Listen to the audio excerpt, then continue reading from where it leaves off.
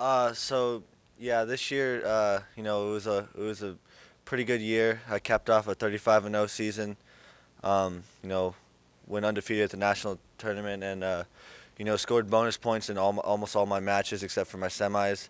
It's been a great year and just working with my coaches and working with my teammates.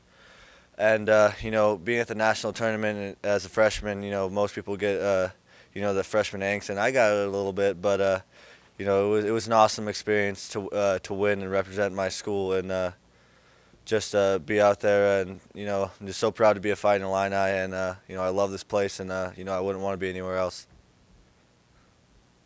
Isaiah, your season put you in some rare company to do what you did as a freshman in a conference like this. What's it mean to you to have, you can look back on this now in the past tense and the season that you had? So the Big Ten is the toughest conference for wrestling, and there's a lot of pride that goes along with being a Big Ten wrestler and being a guy who kind of runs the gauntlet in the Big Ten and as well as the Nationals.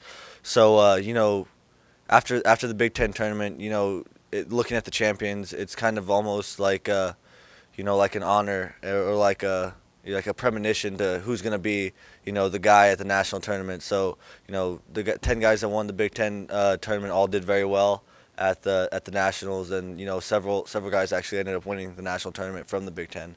So yeah, just going through that kind of rigorous schedule of the Big Ten just prepares most wrestlers, especially me, and my teammates for the grind of the national tournament. Did you ever have any doubt? Did I ever have any doubt? There's a funny story.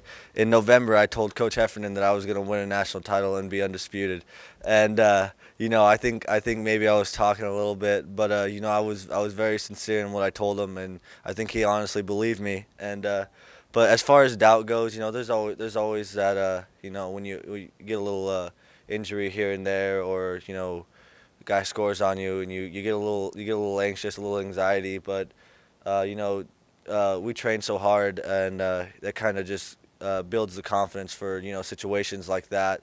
And so as far as doubt, no, never really got any deep founded doubt in me. So yeah, it's but it's sometimes it's hard to deal with, but never doubted myself, I guess. Green from Nebraska gave you your two toughest matches all season, including the semifinals on Friday. What was it about him that just made him really difficult to score on? He's really good. That's what made it difficult to score on. He's very good wrestler, uh, great skills.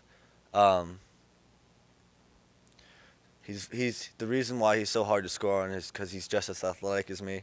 So I try to make my bouts as athletic as possible.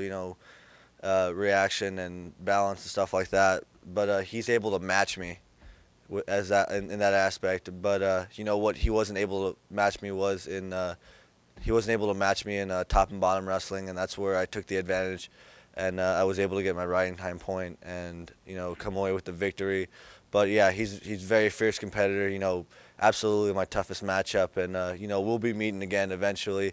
Not in the college ranks, but in the international freestyle wrestling later on, maybe this spring, and for years to come, we're going to be wrestling for possibly world and Olympic team spots. Your title, it seemed like both of you guys were feeling each other after the first period and a half, and then all of a sudden you took control and just kind of ran from there and never looked back. Uh, yeah. We haven't ever wrestled in college. We wrestled one time. When I was a senior in high school, coming into my college uh, summer. But yeah, when you haven't actually competed against someone, sometimes it gets a little hard to just go out there and try to blow the doors off someone, especially at that kind of stage. The anxiety of not wanting to make a mistake. But once I got the first takedown, I felt confident that I could win in all positions, and then I started pressing him a little bit harder, and he started to succumb to what I was doing. And but yeah, for the most part, the first period and a half, it was a little bit of a filling out process. You starting to think about what your goals are for next year, what you've been working on to try and improve for yourself? Um, yeah, I mean, I felt great after winning a national title. But honestly, five minutes after, I was sitting down in the seats, the All-American seats, before going up and getting my award, and I was thinking to myself, I can get more out of myself. And I guess that's just the wrestler's mentality, the competitive spirit that we have. But I'm already thinking about next year, and you know, again, going undefeated and winning a national title, but being more dominant and trying to win the Hodge Award, which is like the wrestling equivalent of the Heisman. I probably won't win it this year because we had a great guy from Ohio State, probably the most dominant wrestler and one of the most dominant wrestlers in history. But I strive to be like that, and next year hopefully I can come away with that award and again win a national title and represent my team well and score as many team points as possible so we can come home with the team trophy. Speaking of next year, do you see yourself staying at 157, or do you see yourself moving up a weight class? I'm absolutely gonna stay at 157.